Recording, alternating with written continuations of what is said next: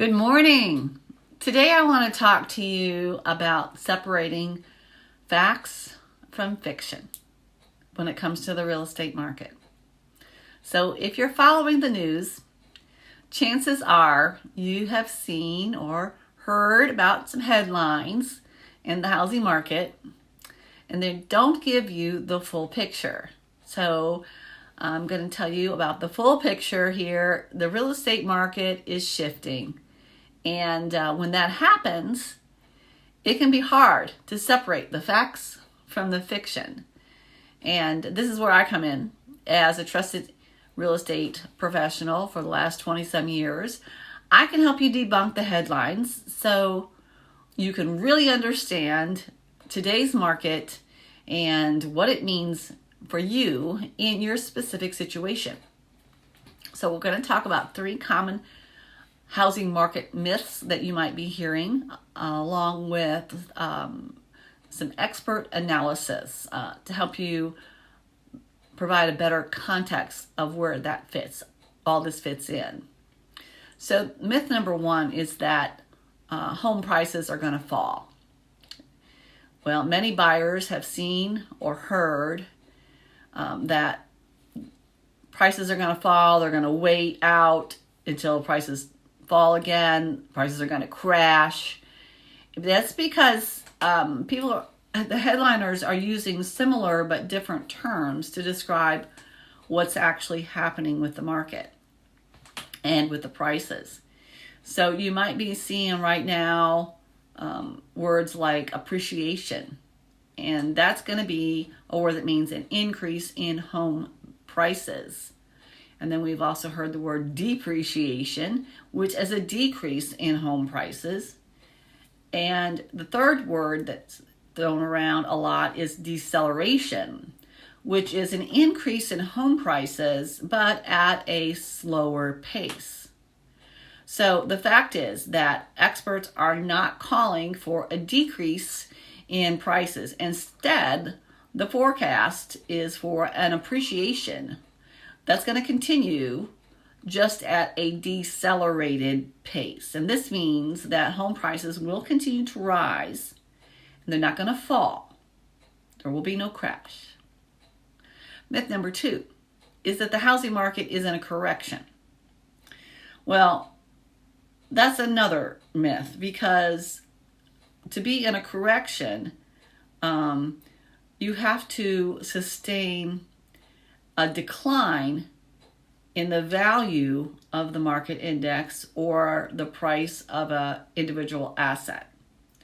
And a correction is going to be generally 10 to 20% drop in the value from a recent peak. So, as I said earlier, home prices are still appreciating, and experts expect that to continue, just at a slower pace.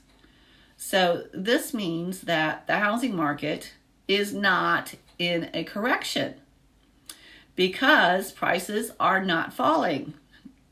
And it's just moderating compared to the last couple of years, which were like record breaking in like so many different ways. And lastly, we hear the housing market is going to crash. And that's generating some worry in the housing market for buyers and for sellers, that this is a bubble ready to burst. But experts again cite today is nothing like 2008. Now, one of the reasons why lending standards are very different today than they were in 2008. As recession talks become more prevalent, some people are concerned that the mortgage lending credit will get much tighter, and it has. And this is very typical during a recession. It's not necessarily a bad thing. However, that notion that credit lending in America will collapse as it did in 2005 to 2008 is improbable. It's not correct, as we've not had a credit boom in the period between 2008 to 2022. So during the last housing bubble, it was much easier to get a mortgage. If you were breathing, you could get a mortgage. Today, lending standards have tightened significantly.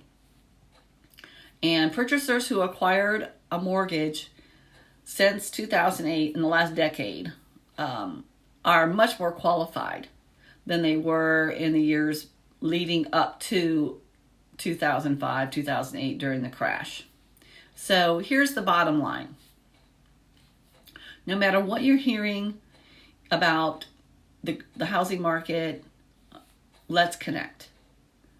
And that way, you are going to have a chance to have a knowledgeable authority on your side that knows the ins and outs of this market, including current trends, and I'll be able to put together some historical context to help you, and then we can figure out how it relates to you in your specific situation.